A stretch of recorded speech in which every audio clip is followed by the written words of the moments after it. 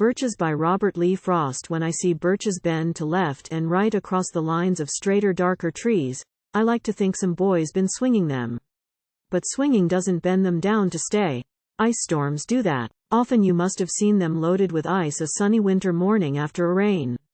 They click upon themselves as the breeze rises, and turn many-colored as the stir cracks and crazes their enamel.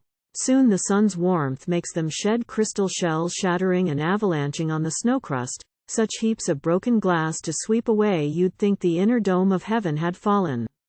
They are dragged to the withered bracken by the load, and they seem not to break, though once they are bowed so low for long, they never right themselves. You may see their trunks arching in the woods years afterwards, trailing their leaves on the ground like girls on hands and knees that throw their hair before them over their heads to dry in the sun. But I was going to say, when truth broke in with all her matter of fact about the ice storm, now am I free to be poetical? I should prefer to have some boy bend them as he went out and in to fetch the cows, some boy too far from town to learn baseball, whose only play was what he found himself, summer or winter, and could play alone.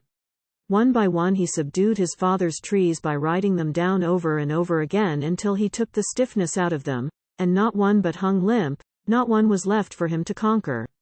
He learned all there was to learn about not launching out too soon and so not carrying the tree away clear to the ground.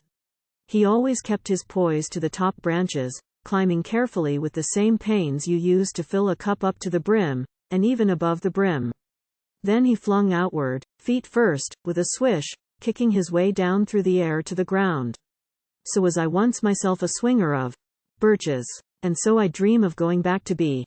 It's when I'm weary of considerations, and life is too much like a pathless wood where your face burns and tickles with the cobwebs broken across it, and one eye is weeping from a twig's having lashed across it open. I'd like to get away from earth a while and then come back to it and begin over. May no fate willfully misunderstand me and half grant what I wish and snatch me away not to return. Earth's the right place for love. I don't know where it's likely to go better. I'd like to go by climbing a birch tree, and climb black branches up a snow-white trunk toward heaven, till the tree could bear no more, but dipped its top and set me down again. That would be good both going and coming back. One could do worse than be a swinger of birches.